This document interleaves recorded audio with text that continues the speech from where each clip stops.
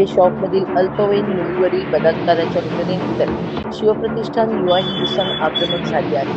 शिवप्रतिष्ठान युवा हिंदुस्थानच्या वतीने शहरातल्या कॅफे शॉपवर धाडी टाकण्यात आल्या.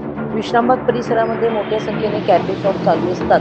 या कॅफे शॉपमध्ये अश्लील चाळे सुरू असल्याच्या तक्रारी युवा हिंदुस्थानकडून पोलिसांकडे करण्यात आली होती. मात्र तरी देखील कारवाई झाली नाही असा आरोप करत एका कॅफे शॉपमध्ये अल्पवयीन मुलीवर बलात्कार झाल्याची घटना समोर आल्यानंतर संतप्त झालेल्या शिवप्रतिष्ठान युवा हिंदुस्थानकडून पोलीस मुख्यालयाच्या आवारात असणाऱ्या कॅफे शॉपवर धाडी टाकल्या. यावेळी अनेक कॅफे शॉप बंद असल्याचे आढळून आले, तर आक्रमक प्रतिष्ठानच्या कार्यकर्त्यांनी कॅफे शॉप उघडायला लावल्यानंतर आतमध्ये निरोध पॅकेट व गर्भनिरोधक गोळ्यांचे मोकळे पाकिट आढळून आले.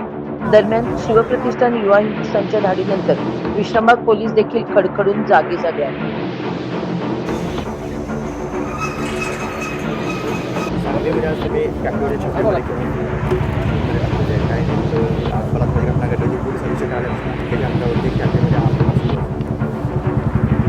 गेले 4-5 वर्ष झालं सांगलीमध्ये हे जे अनाधिकृत कॅफे आहेत म्हणजे मिनी लॉजेस आहेत.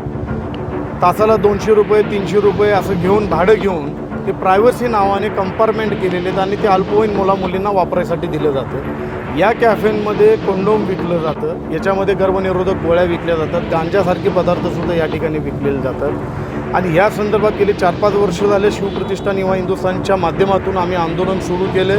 महाराष्ट्राचे गृहमंत्री मुख्यमंत्र्यांपर्यंत हे सगळं आंदोलन पोचवलं. त्यानंतर देवेंद्रजींनी संपूर्ण राज्यामध्ये अशा प्रकारचे कॅफे शॉप बंद करण्याचे आदेश दिलेले आहेत. मात्र गेल्या काही वर्षांमध्ये सांगलीमध्ये अनेक तक्रारी करून सुद्धा हे कॅफे बंद होत नव्हते.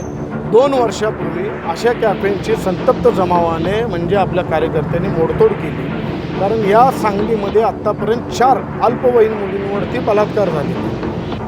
वारंवार माहिती देऊन सुद्धा अशी कारवाई होत नाही.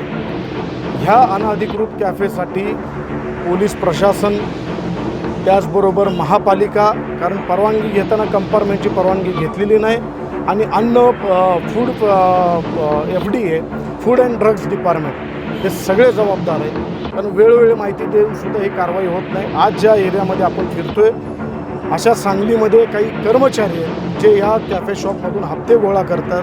त्यांची नावं आम्ही माननीय जिल्हा पोलीस प्रमुखांना दिलेली आहेत. सांगली जिल्ह्याचे पालकमंत्री नामदार चंद्रकांतदादा पाटील यांना 8 जून रोजी भेटून आम्ही ही सविस्तर माहिती दिली.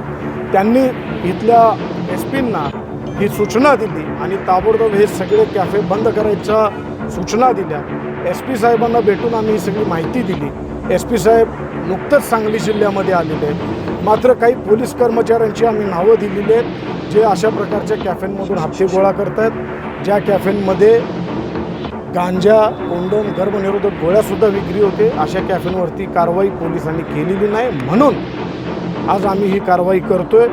आम्ही इथले पोलीस प्रशासन अधिकारी आहेत त्यांना सोबत घेऊन असे इल्लिगल कॅफेंवरती आम्ही आता धाड टाकतोय.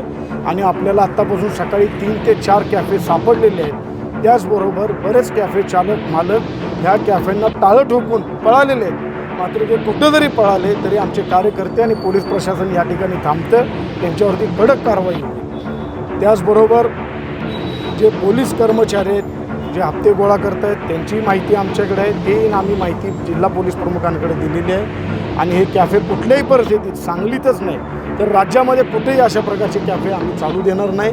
आज फक्त आम्ही पोलीस प्रशासनाला घेऊन कारवाई करतोय. ह्याच्यानंतर जर कुठले कॅफे आम्हाला दिसले तर कॅफे जमीनदोस्त करून फोडून टाकून पेटवून देण्यात येईल, एवढाच मी इशारा देतो. कारण हा प्रश्न आमच्या पुढच्या भवितव्याचा आहे. लहान मुलामुलींना ID न मागता कमी पैशामध्ये अशी जागा उपलब्ध करून दिली जाते. आणि आम्ही निवेदनामध्ये ही माहिती दिली होती की अशा ठिकाणी काही हिडन कॅमेरे आहेत जे आम्हाला काही ठिकाणी आता सापडले.